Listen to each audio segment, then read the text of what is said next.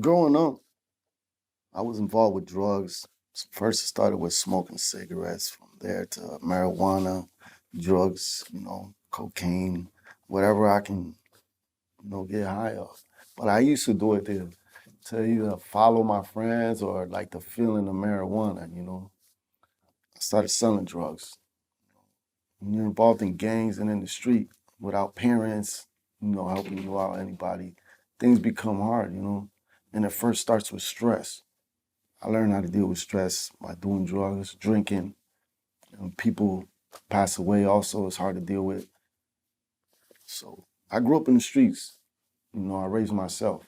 Yeah, I do got parents, but they weren't there. So my family to me was the gangs. When I started really getting involved with drugs, I used to take it as a joke. Because I used to be like, oh, I'm the drug dealer.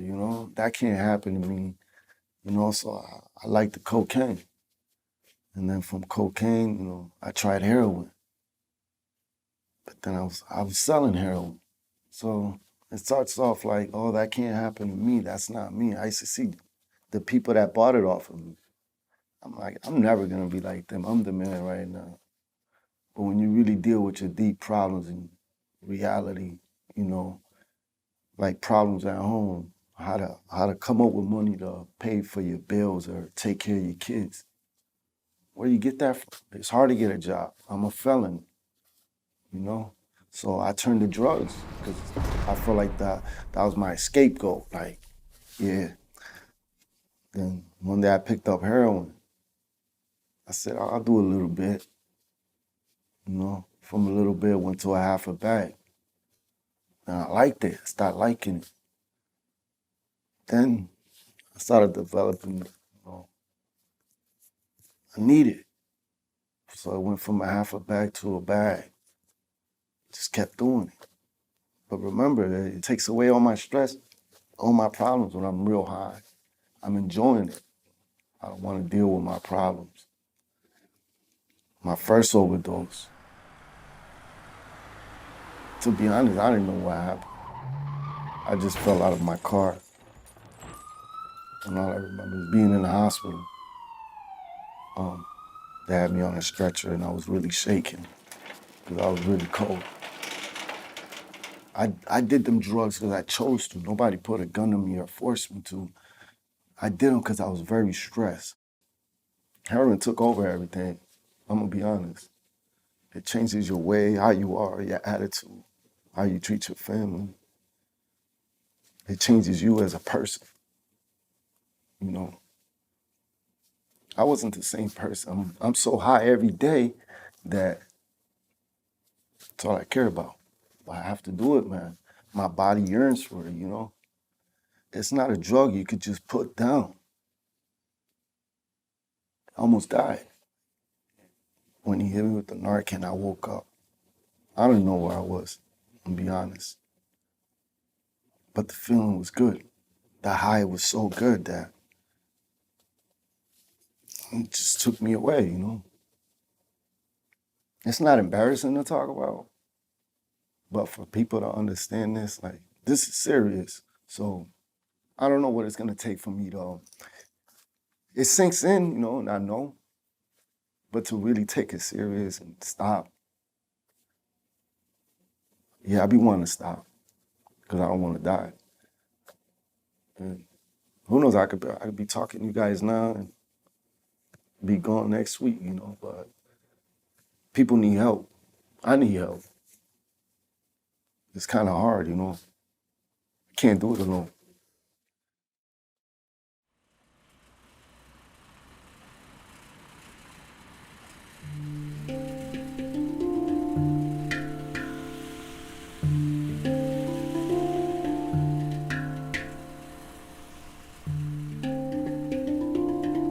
I wanted to do an art project. I wanted to do a big project and I wanted to do it with participants because so many folks that use our programs have creative passion. My name is Amy Davis. I'm currently the Assistant Director for Rural Harm Reduction Operations. Previously, I had been with Tapestry in the Communications Department for a couple of years. Art has always been a part of my life in informal ways. And I wanted to see what would happen if we did that with our folks. And then it kind of just kept getting bigger. People got excited about the project, so we got a small grant to do a documentary. That was from Northampton Open Media. Very grateful to have the opportunity to document what we were doing and kind of share it with the community, share the purpose behind the mural. And then Bay State came in and, sponsored us again. So it just keeps getting bigger. For a bunch of people who never did a mural before. Totally. Same with this documentary. This is a big undertaking for people who never did a documentary before. But we're figuring it out the same way we figure everything else out at Tapestry. Is kind of like we're responding and we're doing it and we're making it work and we're listening and we're seeing what we can do to help. And then we're doing it. Yeah. I'm Liz Wynot. I'm the Director of Harm Reduction Programming, and I oversee all of our drug user health programming and also other outreach activities that all center on trying to reach people that are at highest at risk for HIV, hepatitis C, STIs, and overdose, and provide them services and link them to further care. And engage and treat them kindly. What's one of the biggest barriers that these programs face? I think the biggest barrier continues to be the stigma that people who use drugs face. So the way that I like to explain it is there's 3 parts of stigma. The first part is ideas. People who use drugs are liars. People that use drugs can't make healthy decisions. They can't be trusted. They're dirty. And then ideas will then lead to beliefs. I don't want them in my backyard. They're not safe. And then beliefs will then lead to acts of discrimination. They should not be in our center. We need to lock them up. They do not deserve Narcan. And that stigma comes at different levels. So it starts with its internalized stigma to begin with.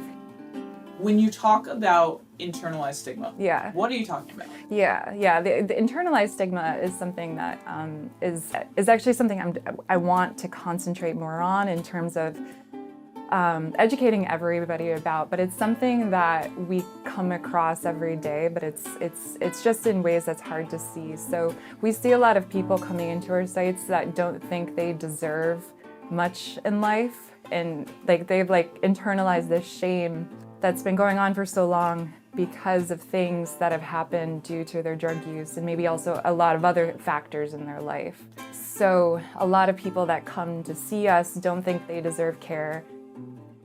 In addition to that, there is stigma among family members and friends and acquaintances, so social stigma, and then an institutionalized stigma as well.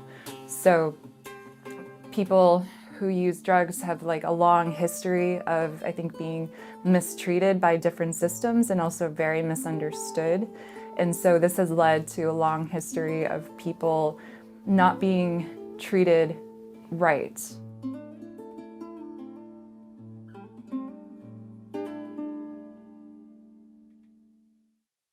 That's not the message you were supposed to send. You're supposed to send a message of growth, maturity, accountability, acceptance, awareness, you know what I'm saying? Joy, empathy, sympathy, humility, Those are the messages that you're supposed to send. Not anger, rage, abuse of power, mistreatment, all this other shit.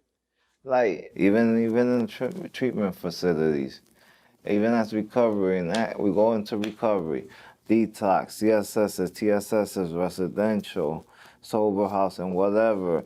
And even going through those treatment programs, there's stigma between staff and clients. There's abuse of power. There's discrimination. And you have to take it. That's why most people don't even want to go to recovery. Most people don't want to recover. I'd rather stay using drugs. There's so many times that I say that I'd rather stay using drugs than go through these recovery programs because of the treatment from these recovery programs.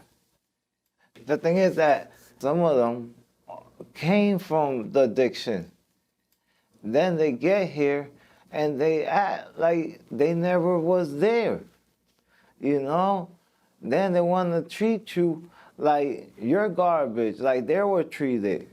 And the ones that were never addicts never understands. So what they do is they believe in force, and they think about force is where, you know, that people go respond. No, we live by force all our life. That's when we retaliate. That's when we start resenting. That's when we get angry. That's when we be like, you know what? We be like, you know what? Y'all don't give a fuck about us, and we don't give a fuck about nothing. You know what I'm saying? Not even us, you know? And we go back out there and we kill ourselves. You know what I'm saying? Especially those that don't got nothing else, nowhere else to go, and nothing else to lose, and which is a lot of us. Yeah, all right. Let's get this party started. Martin. Okay. We're good?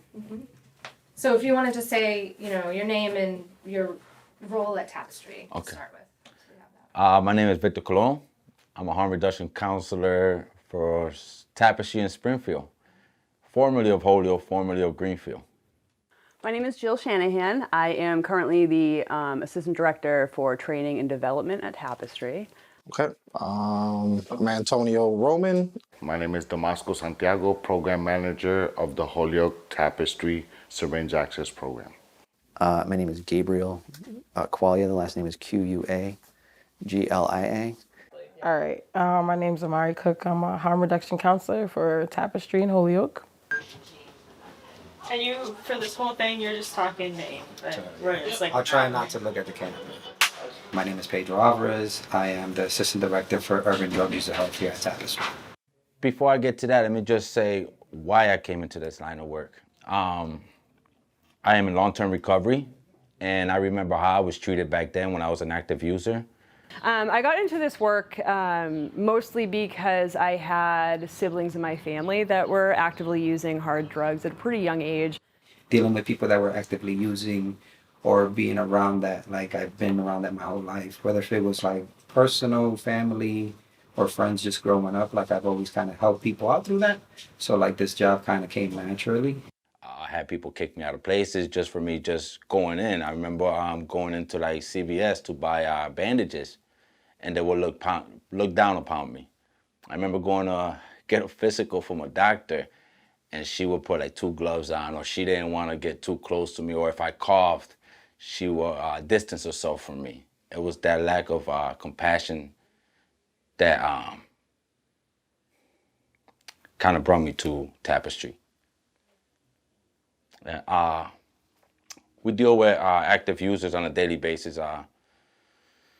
Now every participant's different, unique in their own way, and their own traumas that they have suffered. Adapting to different participants is a challenge, but it's a challenge that I welcome. One of my key focus is showing these individuals love and compassion, showing them that, hey, listen, man, certain people might not care about you, but we care about you. We value the quality of life at Tapestry. You know, what makes a good harm reduction counselor is somebody that can show up, that can listen, that can put your own bias aside, but also still keep that piece of you that lets you understand and empathize with other people. What we're able to provide is you coming in and feeling human for that moment in time, or feeling like somebody understands, right? And having a conversation with a regular person, other than in a lot of settings you're just more clinical, you're dealing with a doctor, with somebody who's not fully trained in this, right? We actually know. These are our brother, sister, cousins, our friends. I had someone very close to me who passed away. It's probably about 12 years ago. And she was HIV positive, which she contracted HIV through the use of, using needles. And she was so ashamed that even though her HIV had not gone to full-blown AIDS, she could have lived, but she refused all medical treatment. We didn't know at all. And I remember sitting, in a nursing home with her, and it was crazy. It happened like a month. It just went from like here to there.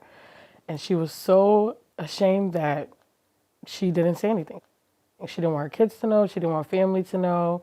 And ultimately she died because she didn't want to seek treatment, not because of the actual disease. So when I got with Tapestry and I started seeing all the things available to people, but it's sad because people won't utilize that stuff if they go into those settings and they're not being treated like humans.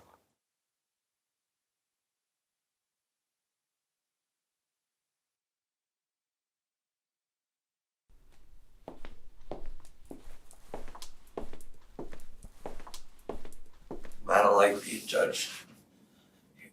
It's to the point where I don't even like to tell my primary care that I'm using because I fear they judge me and then I won't get the appropriate help that I need help for. Same with my psychiatrist, my med provider.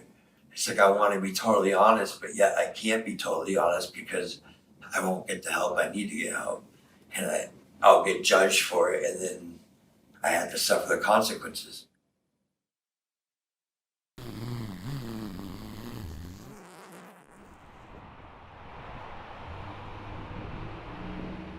How has your perspective or your awareness of stigma, has your perspective shifted? Oh, I know mine has. So I have learned a lot, and this has been a very eye-opening experience for me to be with Tapestry.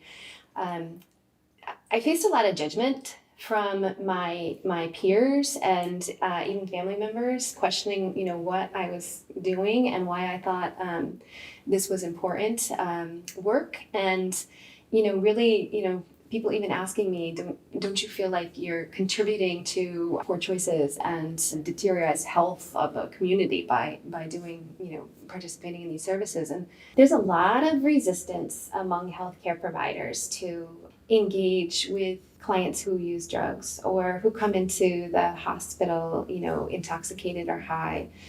I think there's oftentimes a sense that there are more important patients to take care of. To me, that signifies a tremendous gap. We have historically been very stigmatizing and condescending, and still in pockets that can be the case. Even before they come to me in the emergency department, they may have experienced different slights and stigma and bias, so that even though I'm approaching them for the first time, already their guard is up. To me, as a healthcare provider, it makes me super aware of the gap that exists within our healthcare system on the part of our providers. And it pains me to say it, but we do carry a stigma. Nurses, doctors, we're all human beings. We have prejudged notions, we have preconceived ideas, we have them. But when we allow them to take precedence in our relationships with our patients, we do them a disservice. Up until 5 or 6 years ago, we really didn't consider it was our role to treat opioid use disorder and other addiction in the emergency department. We felt like many people felt it was someone's personal choice, and our job was to make sure that you survived the overdose or you got treated for the abscess, and that was about it. And I think it gets to the larger role of the shift of I am just treating the problem you come in with, to recognizing that the problem you come in with is in part formed by the larger issues in your life. And if I don't address those, if I don't address your substance use, if I don't address your homelessness, if I don't address these other issues, then I'm never going to truly kind of treat the reason that you're here. And so as healthcare providers, we have to re-earn that trust. That's what stigma does. It sets up a barrier. And it doesn't allow for us to be able to interact in a meaningful way. It doesn't allow us for us to fully empathize with our patients and try to understand their point of reference and where they're coming from. And I see that in healthcare, and it needs to change. It's crazy to sit back and listen to the way people speak about addiction, and it pisses me off so bad. And even like down to like, you know, yeah, people and their like dirty needles, and it's like they are not dirty, they are used. Right. Like, it's just, language is so important. Language is super important. So something just as simple as that. The terminology that we use for people who use drugs or people who choose to use substances is definitely a consideration that, you know, we need to make. Much like rather than saying committed suicide, we are now trying to say died by suicide, because it has it's a much less negative connotation for a very, very sad situation. You know, we have terms for people who use drugs like addict or junkie, or, you know, so many terms that have a negative connotation to them that it only enhances the stigma.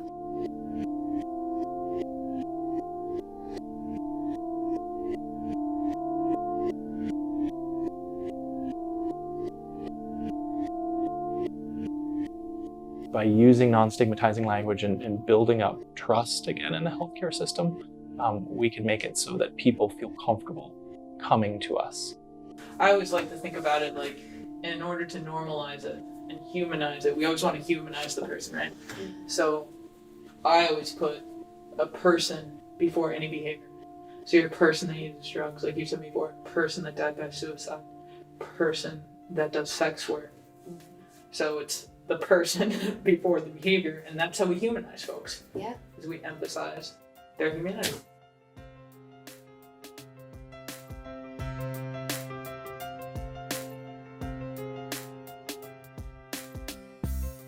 You know, so Tapestry's motto is access without stigma. And I've been thinking about, like, what does that really mean? And it's also important for us to continue to break that down, so we're actually working in a model of access without stigma. Breaking down that stigma, I think, starts with us as individuals and being open to check our biases. And then doing that allows us to provide better services to the people that we're working with, and allows us to better advocate on their behalf when needed.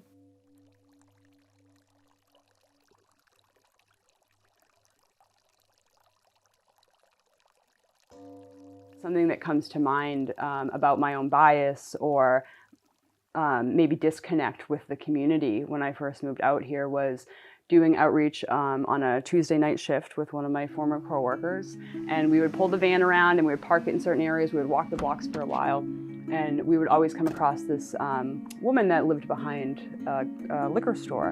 And there was a huge language barrier between myself and her, but not her and my coworker. So he, helped facilitate that. And we ended up creating a really great bond with each other, me and this woman, even though there was that language barrier. Because we had consistent outreach every single Tuesday. She knew what time we were going to show up. And every time that I would see her, I would try to, encourage her to come down to our brick and mortar site, which honestly was probably only about 5 to 6 blocks away from where she resides. And I couldn't wrap my head around why she couldn't get down there because it was so close in my mind.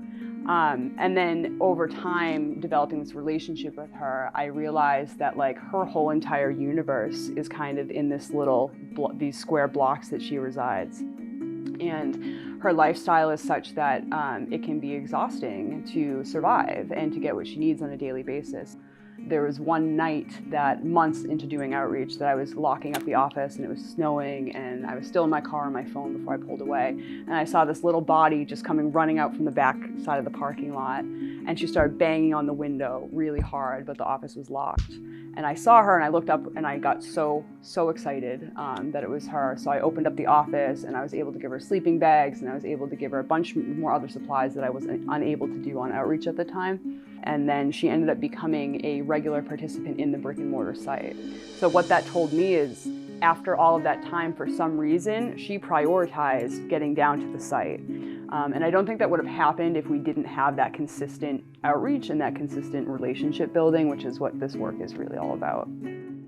It's not only through work hours, I'm doing it on my off time. It's not something that takes 2 seconds to point somebody or just let them know, hey, I'm gonna be in the office tomorrow from 8 to 4, come see me. gives it that openness. What we do is, this is a lifestyle. This is something that I would be doing anyway. Tapestry just gives me the opportunity to do it on a bigger scale. But this is all heartfelt. This is all human to human, getting back to the basic type stuff. Being able to be fortunate enough to give to folks who don't have. I mean, nobody can beat that, to be honest, you know. I like the fact that I'm out in the community and I'm known in the community as someone that they can approach and ask a question, ask a suggestion. It's very satisfying. I work a second job, right? And I work in the kitchen. I'm not gonna say where, you know, but I work in the kitchen, and in that environment, like I've cooked all my life since I was like 16. But in that environment, I'm like Gordon Ramsay, like, get out of my kitchen, you know, I could yell at people. But I know people there, you know, like at my other job. I've been there for a little while, so a lot of people know me. You know, most of them don't think too highly of me because I'm always yelling and I'm mad because they're messing up orders on me or anything like that. But just yesterday, like someone reached out to me. Young girl, she's a runner, probably like 19. My daughter's older than her, but she kind of, she reached out to me. She wanted to know about obtaining Narcan. Like she brought a friend to the emergency room yesterday morning, and she was kind of shook up about it. And she didn't really know who to talk to or anything like that. And this is somebody that I didn't even really think, you know, was involved in anything like that. Again, this was, you know, from a different neighborhood and different like class or, you know, whatever the case may be. And, you know, I thought she was kind of well off and affluent and everything, and maybe not, you know, had to deal with some of the stuff that we see like in inner cities or anything like that, you know. But like getting this call from her was kind of like, took me aback. You know, I had a conversation with her, how she was doing, how the other person was doing. I gave her a Narcan kit, I gave her a breathing mask, you know, I had the conversation, like if she needs anything else, you're like, you know, and just talked about like, and try to process that moment for her, because I know it could have been pretty tough for her the first time kind of experiencing an overdose, you know. I know my first time, the first time I seen somebody kind of OD was, I was like 13, I was way younger than her, you know. So I know I was shook up by it, you know, and for her to go through that at that moment for her, I knew it was a tough time. So the fact that she confided in me to have that conversation, even though like in the kitchen I'm a complete jerk, you know, but in my other job I'm a nice guy most of the time, you know. But it was pretty good.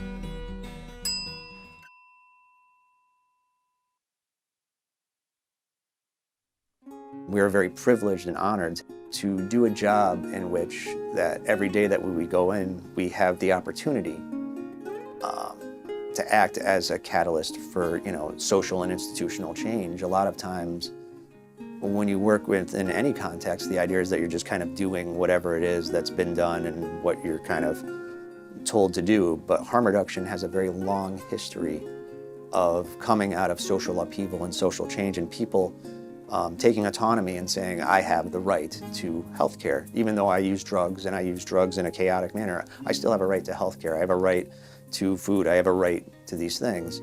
And in harm reduction, you know, we have the opportunity to say, you know, today, am I going to do the thing that is just the thing that's I'm supposed to do, or can I do the thing that's going to create less suffering in the world? It's because every decision kind of hinges on those two things. You can create more or less suffering with whatever you do.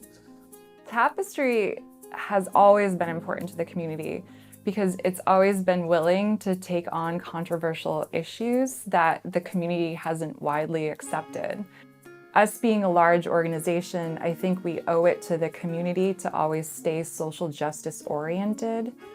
So at Tapestry, we're working on providing, again, the services right there and right then in a harm reduction oriented way, low threshold, so people can get the medical care and just other forms of care that they just need to meet the needs of that person where they're at in that moment. What we've learned in harm reduction generally is that people are most of the time not either ready for treatment or treatment, they may start undergoing treatment and then they go back into use. You know, sometimes some people call it chaotic use that people are in.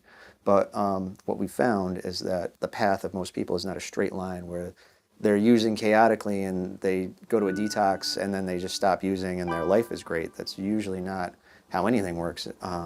Usually what happens is Somebody will try to get some recovery, try to get some clean time, go back to using, might do it for a short time, might do it for a long time, might have several long periods of chaotic use, but the fact of the matter is that's what we know happens. That's just what all the research tells us. So what we do from a harm reduction perspective is we engage with people on a very basic level on what their needs are. Should I be honest? Yeah. Yeah, there's no wrong answer here. Yes, my name is Kevin. I'm a community member and artist in the area, and I helped out on this project. For me, it's been, my harm reduction, anyways, has been kind of hinged around, not letting go of all the behaviors that, I grew up with, but just kind of figuring out which ones best suited me and which ones that I could kind of use to my advantage. Whereas, I've always, kind of taken drugs daily for most of my life, but now I'm down to like a coffee and like a little bit of cannabis, and that for me is pretty much fine. The first time that I went to rehab, it was very much abstinence focused, which is fine, but it wasn't. I knew that I was always comfortable with my cannabis usage, and I always felt like that enriched my life, and it helped me in a number of ways therapeutically. It helped me to manage my ADHD and things of that nature, and and so I never wanted to lose that. So the whole time that they were pushing the abstinence angle, I knew in my mind that I'm like, well, okay, that might be what some people need, but that's not what I think I need. It wasn't until I finally got on the methadone clinic in Connecticut where they let you have cannabis in your system. That wasn't a red flag for them. And so that actually helped me a lot because that gave me a chance to really get stable on the methadone for a while, and then also to just get back into the, my own rhythm of just using cannabis, when I needed it. And I don't know that would have been as easy, if they just said you can't have anything, you have to just do this all or nothing, because I'm still not ready to do that. It's sad to me because, and even some of my family members, even though they've seen how I went through the program and how it helped me and helped my friends, it's still stigmatized, and they'll still kind of look at people who are still on it that I grew up with as being like, oh, well, it's good though, but you gotta focus on getting off of that at some point, right? And it's like, I don't think that's necessarily a good approach to have because for a lot of people, that's like their lifeline. And it's like, if that keeps you good, you'll have such a better life on that than you ever would shooting dope. I have nothing but respect for people who are in Suboxone, methadone. Even if you're on it for the rest of your life, you still have my love and admiration because that's hard every day to keep going and keep it moving. So, I wish that one day there would be less stigma, There's always going to be, until we really weed out, the old-minded people who are, stuck in another decade, there's always going to be people that think that, you're just giving drugs to druggies or something. But, realistically, it's like, no, you're giving hope to people. That's beautiful, Kev. That's beautiful, man. Yeah. Mm. Very beautiful. Yeah. If a participant came in and they said, I'm really tired of this, I want long-term recovery, I want to go to a program, we're the first people to help them out with that. But we're also not going to be the first people to mention that if that is not clearly something that somebody wants. So I think it's important when we talk about treatment and we talk about these goals of recovery that we're also incorporating the lens of harm reduction and how you can apply that into your recovery and relapse. So there's a lot of wisdom that can come with harm reduction and being easy with yourself. And for me, that's what harm reduction really is. Again, is these baby steps into how am I going to take care of myself today. There's a lot of misinformation about substance use being a moral issue or a medical issue. Either way, something that needs to be resolved and controlled. And that's not our attitude here. Just assume that people are going to do whatever they want to do, need to do, okay? And that's fine. And whether we agree with what they're doing or not, it doesn't matter. That's not the point. It's explaining to them or trying to see if they're open to allowing you to explain, hey, this thing you're doing, I know a way you can do it safer. Whatever they need in that day, that's my goal, is just to make that process safer for them, whether it's injecting drugs, safer sex education, counseling, testing, anything. in that realm is harm reduction to me. When folks do come in, we just try to be a friendly face. Let folks know that there's nothing wrong with what you're doing. I tell folks all the time, like, if this is your lifestyle, then you just have to know your lifestyle. You use drugs. There's nothing wrong with using drugs. But if you're gonna use drugs, just know your lifestyle. Know what you need, know what you have to do. Like folks who drink, they have the Uber app, right? It's the same thing. It could be something as simple as having 2 slices of pizza instead of 5, or having the 5 and not dipping the crust in ranch. Things like that. It could be that simple. But then it could be as extreme as cutting down bag usage, injection. Only using needles once. Things like that. And it does. The beauty about it is it crosses over everything.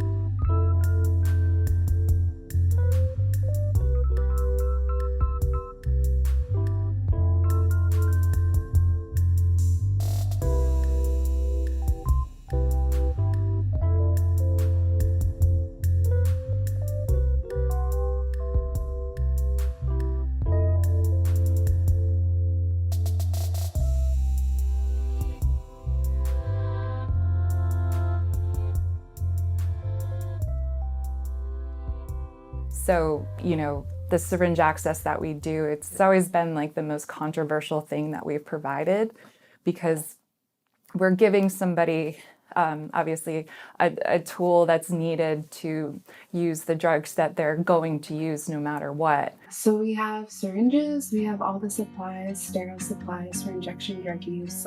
Some of those include like water, alcohol pads, cottons, cookers, tourniquets. We also have the internet. We will print stuff for people. We will look things up for people. We will help people apply to jobs and write cover letters. And they can have a cup of coffee, some tea, and just come hang out with us. For many years, there's been communities who have fought against, syringe access with the they have a perception that it's going to increase crime, that we're enabling, that it's going to increase individuals using more drugs. There has been many, many studies that have actually proven the opposite of that. It's actually their communities are a lot safer. HIV transmission rates have gone down. There's less syringes out in the streets, and people are living healthier lives.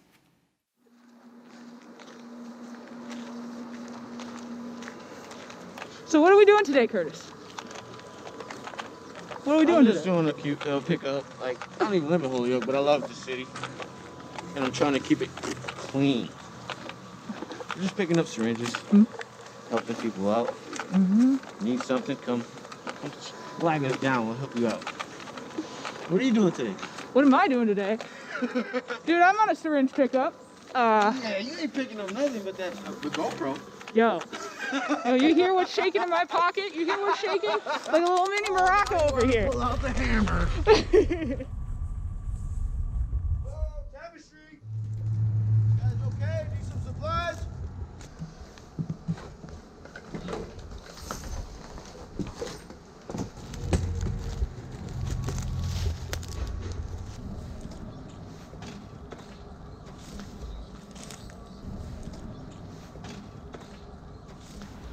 I think people realize when we talk to them that we don't create the problems that people kind of pretend or think that we create. They think that we kind of create drug use. We're responsive to drug use. People are going to use drugs, and those are the things we're concerned with. And not only are we concerned with things like from a drug use perspective, but a lot of us who've come into this work have sometimes, out of our own pocket, tried to provide for needs of people in this community for things like everything from socks to food to blankets to parkas to clothing to flashlights And we don't do that because we get paid extra for that. You know, we do that because we love this community, and because we love people, we use drugs. Plain and simple.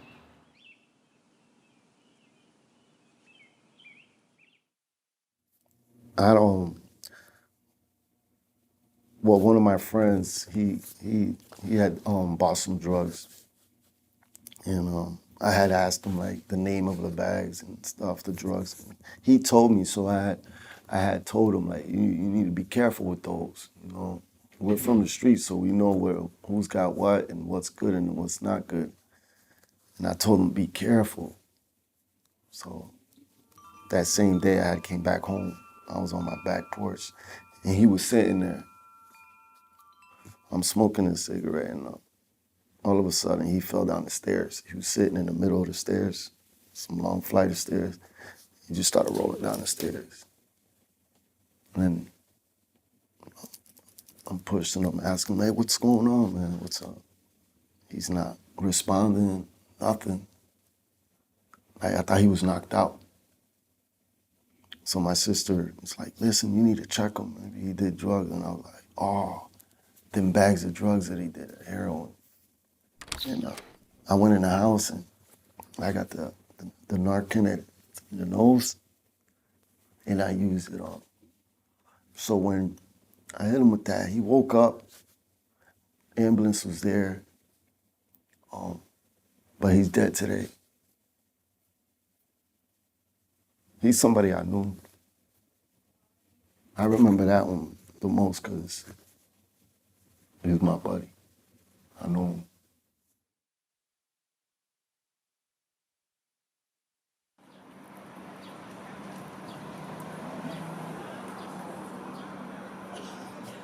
You know, we always think of the opioid epidemic as being exclusive in our country, but it's all over the world, unfortunately, whether we want to accept it or not. I think Overdose Awareness Day reduces stigma. Like, we're out here giving Narcan to anyone that wants it, and that's how I think it should be. It gives everyone the opportunity to save someone's life. And I think overdose deaths are often shrouded in stigma, and I think by having an International Awareness Day, we give more respect to those that we've lost and who are fighting the fight. And I don't think it's fair to target a population based on what they're struggling with.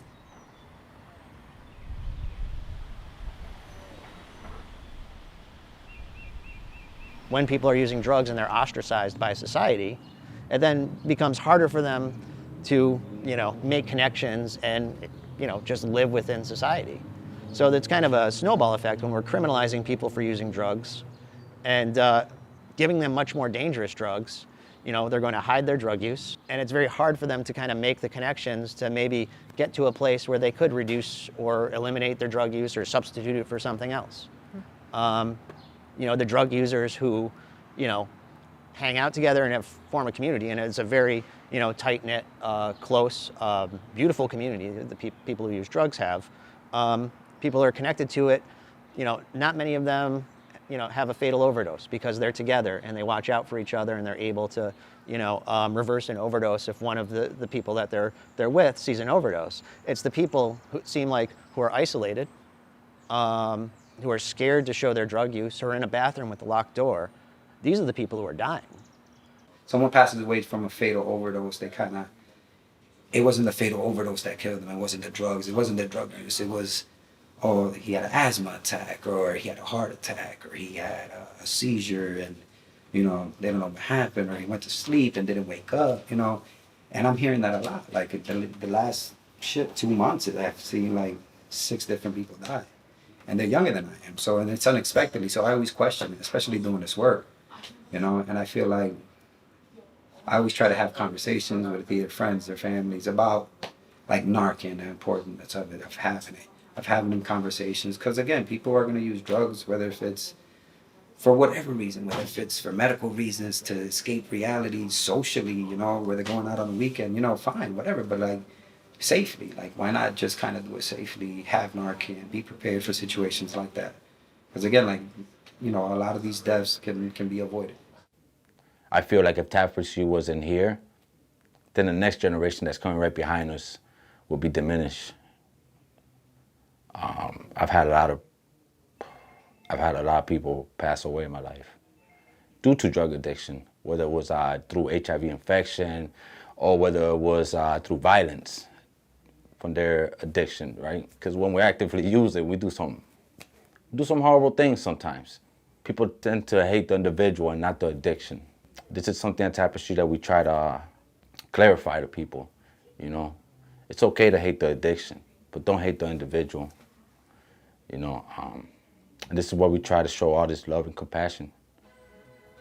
If you haven't come from where I come from, and you haven't lived what I live, and you haven't seen what I seen, why would you care, you know? How you gonna relate to me? How you gonna even understand me, you know? The only way that you could do it is to put yourself in my shoes. No book, none of that shit. No school is gonna teach you that, you know what I'm saying? The only way that you could do it is to put yourself in my shoes.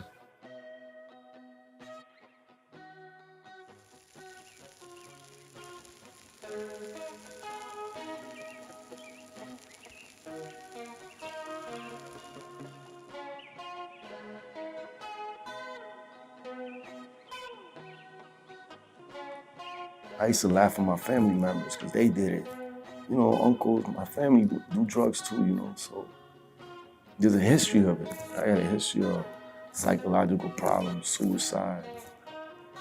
So I replaced it all with drugs or heroin. Because ever since my overdose, which was, 3 weeks ago, heroin is, I'm trying to play with it, you know. It makes me think, like, it makes me be a little more cautious.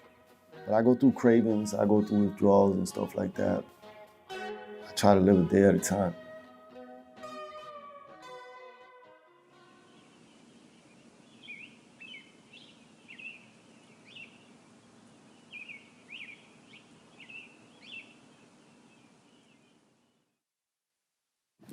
I'll never forget it. First Thursday of June 2018. I went to do a Narcan training at this methadone place, and my supervisor was with me.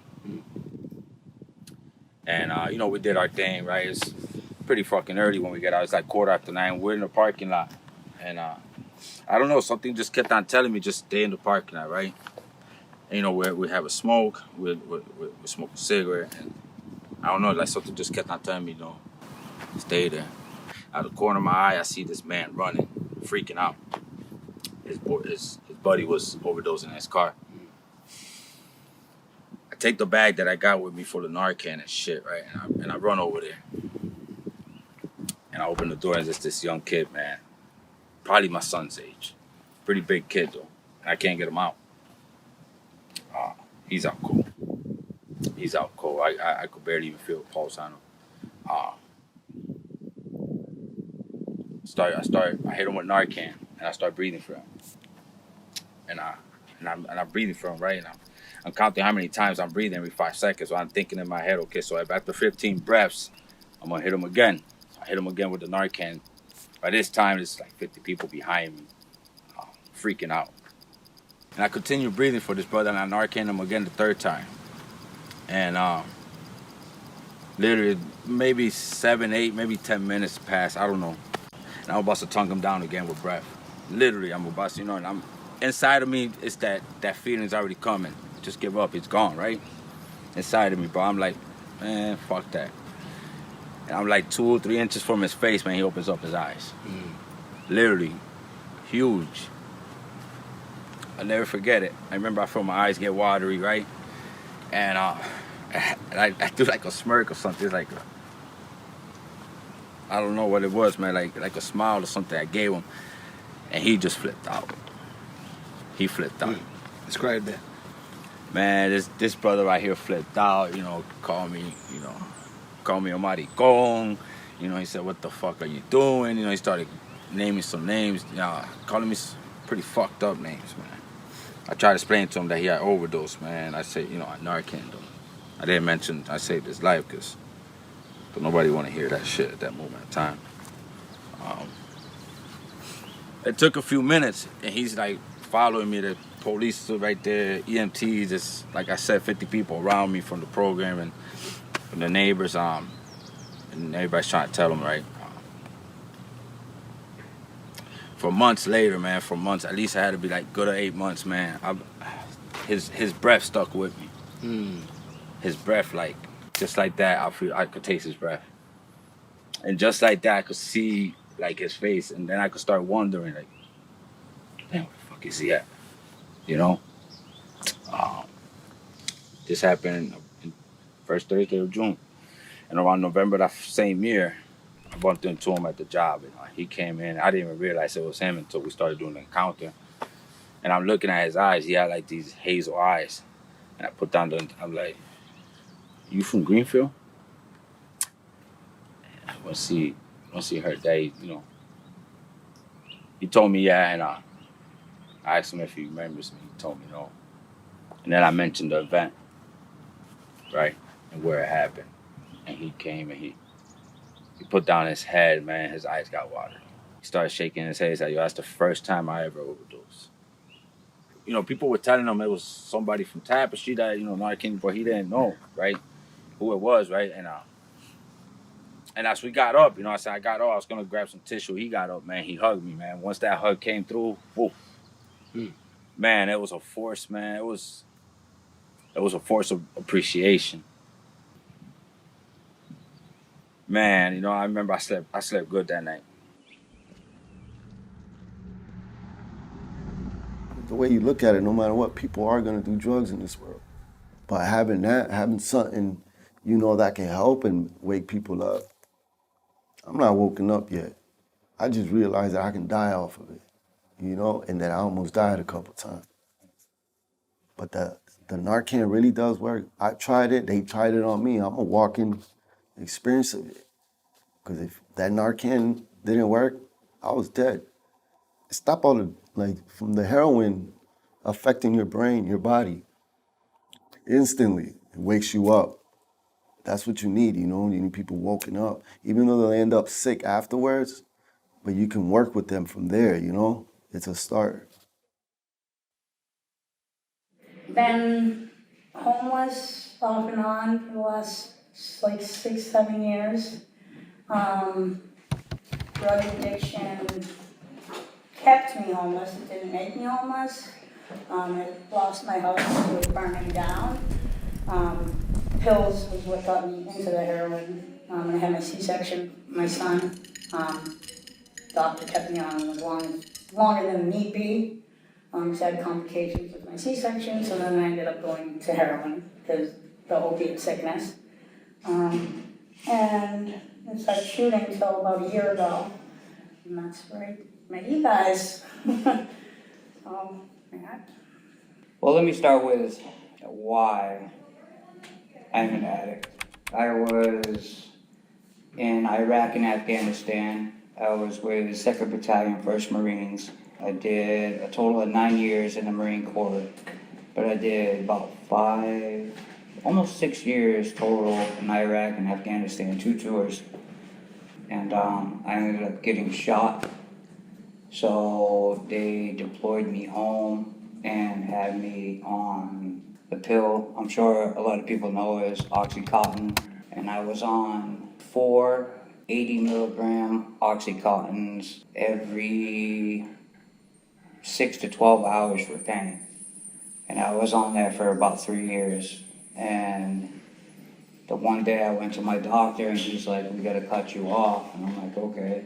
And then 2 days later, I'm like, yo, something's not right. I don't feel good. You know what I mean? I'm like, what's wrong with me? And even the doctor said it out of his mouth. He said, you're dope sick. When folks start to use opioids, it immediately starts to change the body. As you start to use things, if I'm getting what I need for neurotransmitters from the drug, then the body says, well, I'm not going to make as much, so I'm going to start to shut things down. Meaning all of a sudden, the body's kind of depending on the person to kind of continue using that substance to the point of just feeling normal. When we talk about withdrawal, there are physical symptoms. There's, feeling chills, hot, stomach cramps, diarrhea, vomiting, There's also the feeling really anxious, restless. People have described it to me as the worst flu and the worst depression that they have felt. And it's really hard because, I think there's this knowledge of like, I know how to get myself better. I just need to go out and use and I'll feel better. So that can be really, really difficult. And that's where the medications really come in because, the nice thing about the medications, whether it's buprenorphine or Suboxone or methadone, is that they're long acting. So I can give you something to stabilize you, to get you back up to a normal range. And something that's going to keep you kind of at a steady state where you're going to just feel like you're not in that withdrawal. You're going to feel better, and then we can address your whatever the problem is that you're there for. When you don't have a job and you're trying to do the methadone, it's like you need bus money to go to the clinic every day. And I was, for a little while, it was like we weren't using, but it was like I'm going out there panhandling how I used to get money for dope, going through all the same bullshit and seeing the same hate. How do I not use that money to also get something? Like, I'm gonna get my food, I'm gonna get my bus money so I can go to the clinic, but it's like the only thing we know. It's like normal.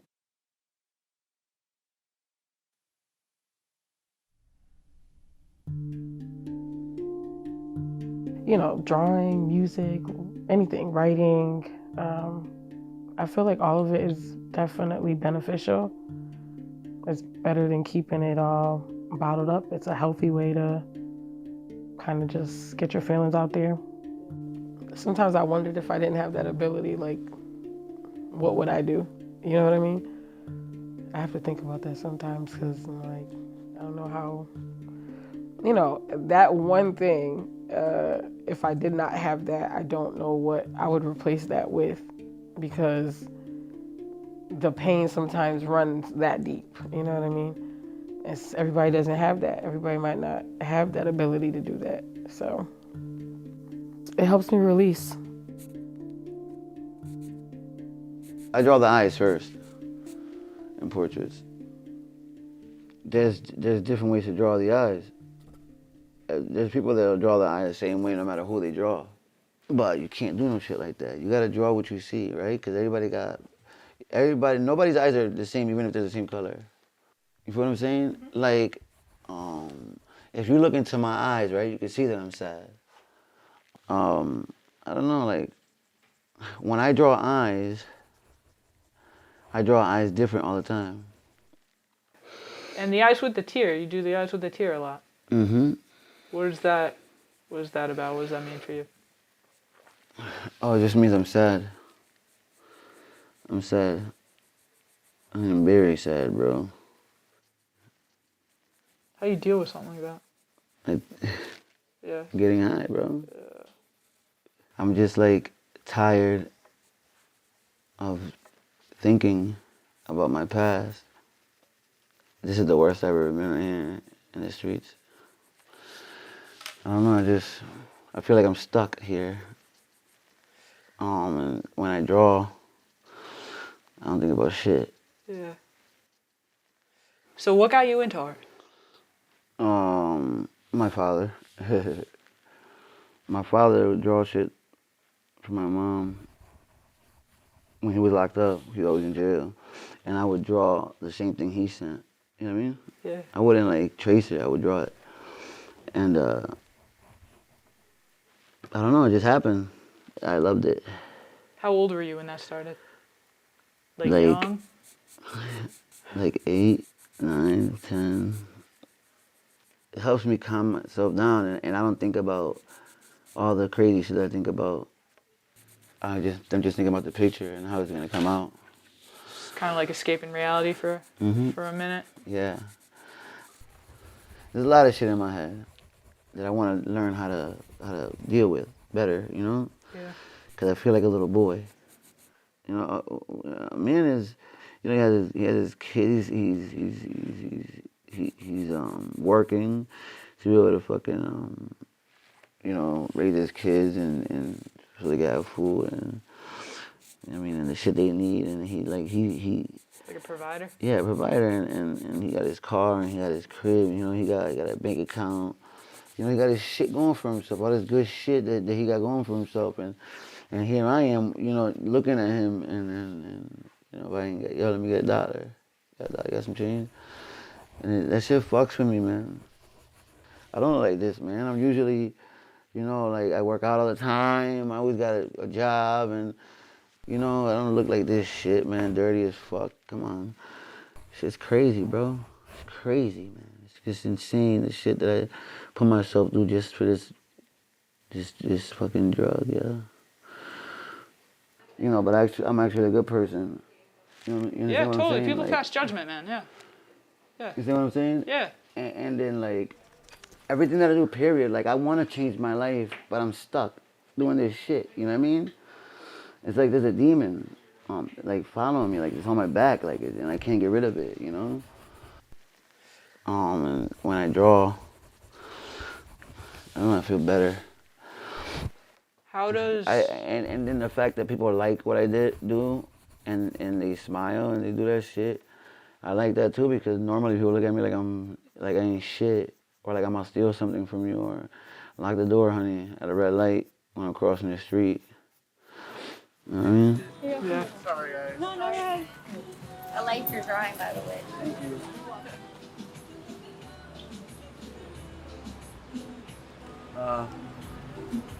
What was the question? Well, you were kind of telling a little bit of your story, struggles. I was born out here, bro, raised out here. My mom was fucked up in the game. My father was fucked up in the game. You know, they hustled, though. My mother hustled hard, bro. Like, even though she was fucked up, she hustled to get us food every night. And that's what I wanted to do. I didn't want to be a teacher. I didn't want to be a basketball player. I wanted to be a hustler, you know, and I did it. And I made money and started getting high, you know? This is me. It's not a portrait of me, but it's like, you know, A representation. this is how I feel. You know, like sadness. The worst day of my life was my mother died. I felt like I was nothing. I felt gone. I was instantaneously lonely. She was my best friend, bro. Yeah. She was my only friend. When she died, she was my only friend. But my little brother keeps telling me that I gotta let it go. I gotta move on.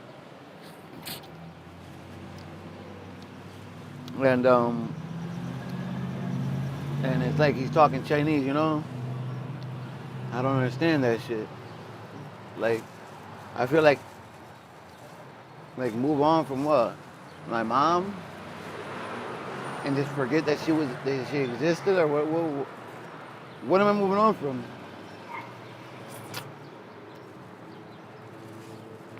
I'm not just sad. That shit broke me, bro.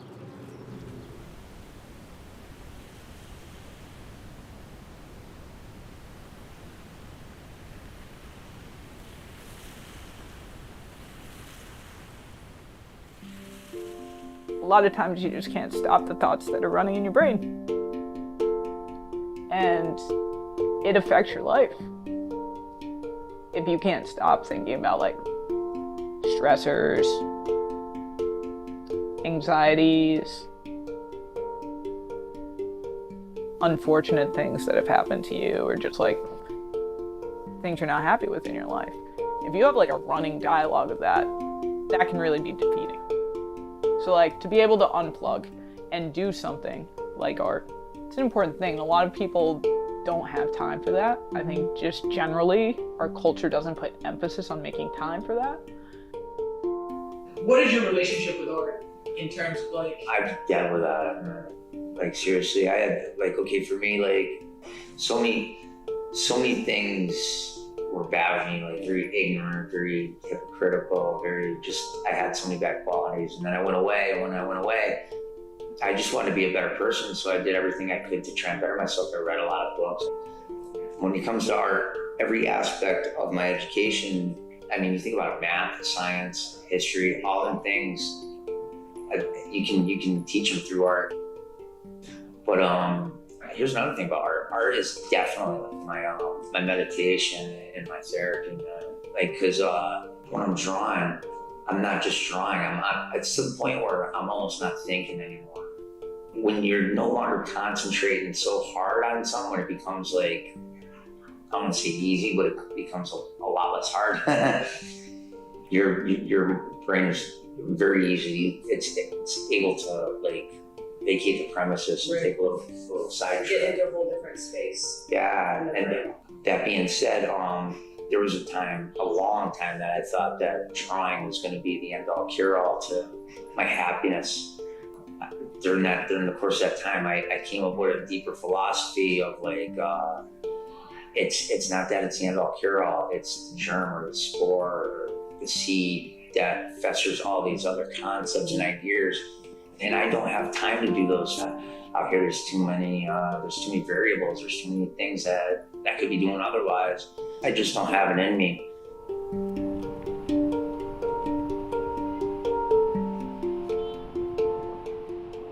Can you talk to me a little bit about your involvement in the mural? Oh, wow. That was an awesome experience for me. I have somewhat of an art background. In my youth, I did a lot of graffiti and artwork and drawing as a method of coping for myself. So when this project presented itself and the freedom that Tapestry gave me to express it, it was like a gratifying experience because for one, I haven't done it in years. And for two, the response that I received from community members. People kept coming by and encouraging and like, wow, that's awesome. And for me, community is very important. It empowers the community. We like the fact that we're taking part in beautifying the city, changing the culture, changing the way people's views of the services that we do. So for me, that was a very gratifying experience.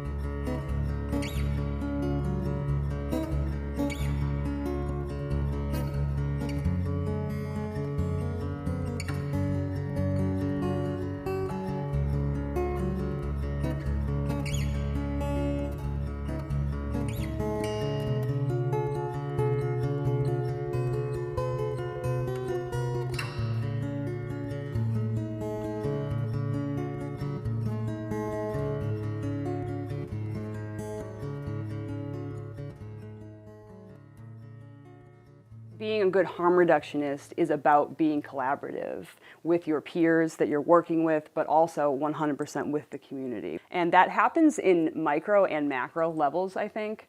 One of the more recent examples that I've been able to experience is when we were working on the mural project with some participants. And just the regular everyday conversations and exchanges we were able to have in this environment outside of an office wall or outside of an exchange wall was so, filled me up so much and helped me a lot with what I was going through at the time. So I often don't think that participants understand how much they actually give back to us in the field and how important that is. People that use drugs are humans, right? Yeah, definitely. And they have skills. Yes. And they can contribute to society. Yes. And they're valuable people. Yeah, there's a guy that came here, I think it was yesterday. No, on Wednesday, and Pedro was here. And, you know, he's a participant or whatever. His brother comes here all the time too. So they like, his brother sings, and he likes rap. You know what I'm saying? So he was here Wednesday. He was like singing, and we heard some music of his own. And like, damn, yo, you got that. You know, like, what are you doing? Like, you say everything sounded right. right, everything was correct, everything was on point, everything was making sense. I'm like, damn, you know what I'm saying? It's like I sit back and was like, damn. You know, it's like, I don't know, it's crazy. Oh, hell yeah. No, that was actually dope. Pedro recorded that and sent it to me. You heard that though. Oh my God, yo, he killed it. Infinitely committed to this affinity.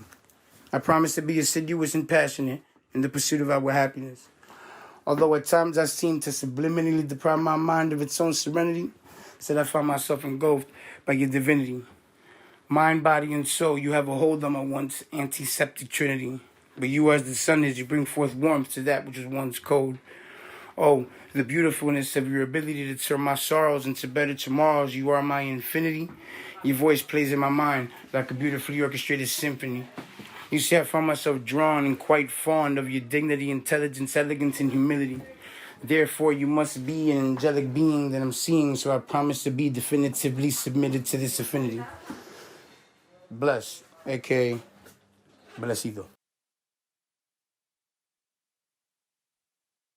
So I think with who we hire and who we are and acknowledging who we are as harm reduction workers, that at the end of the day, everything that we do, the people that we're seeing, the people who come in and out of these offices, the people that we talk to, the people that we encounter in the detoxes and the CSSs are all our fellow community members, and they are us.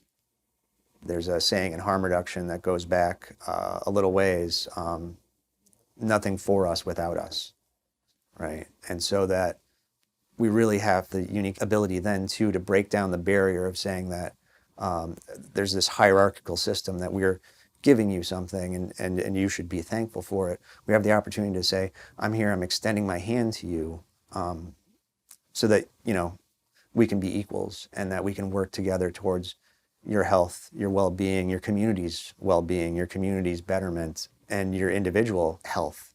And I think that's another area where harm reduction excels, is that we have the ability, you know, to show solidarity rather than charity, right? And that to me is a very important aspect of harm reduction that sometimes gets a little lost.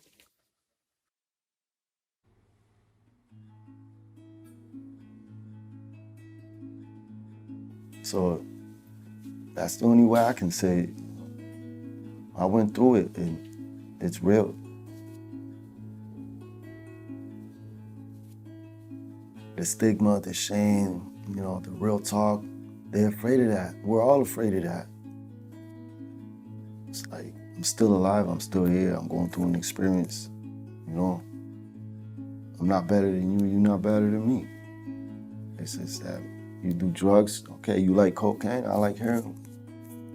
You like weed, I like dust. I'm not ashamed. Sometimes, I'm gonna be honest, I'm a little embarrassed. But you know what, at the end of the day, you're yourself. This is real life. But I do thank you guys. I thank you for, you know, helping me, talking to me, because sometimes we need people to talk about this, you know, let it out so people can understand, you know. We're just not out here wanting to die. But to sit here and be speaking to somebody, that also helps me, because I fight battles every day, man. We're humans. We're not put on this earth to be perfect. But I don't got nothing to be embarrassed or hide no more. I want to live, you know?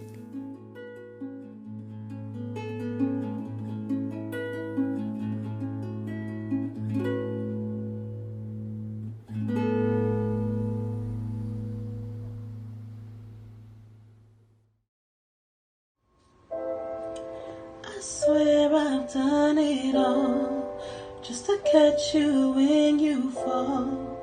I'd do it all over again if it helped you to understand. Living in this shallow world of bigotry and hypocrisy and mediocrity. Single mama to 2 little brown boys, don't know it all, but I gotta teach them what not to be.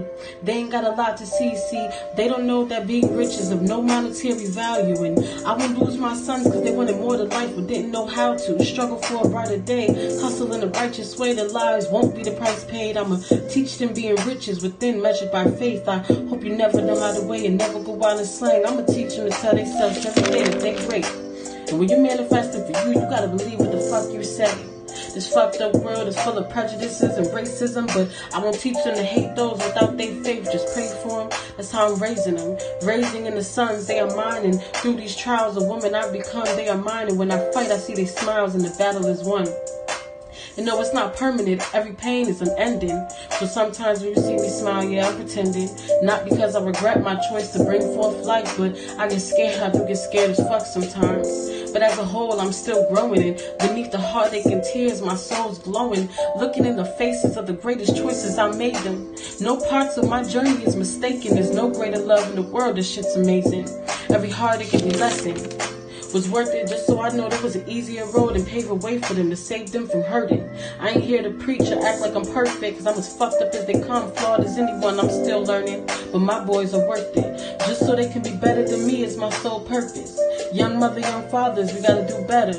We're bringing forth the next generation, and there's more hate than love in this world. We gotta fight to balance the equation. These are little boys and girls, we gotta save them, cause the world will take them. And every time I stand witness, my heart's breaking. But I swallow the bullshit and bear every ounce of pain just to know my boys made it and my living's not in vain. Yeah, yeah, yeah. Whoa, yeah. I swear I've done it all just to catch you when you fall. I'll do it all over again if it helps you to understand. I swear I've done it all just to catch you when you fall. I'll do it all over again just to help you understand. If it helps you understand, just to help you understand.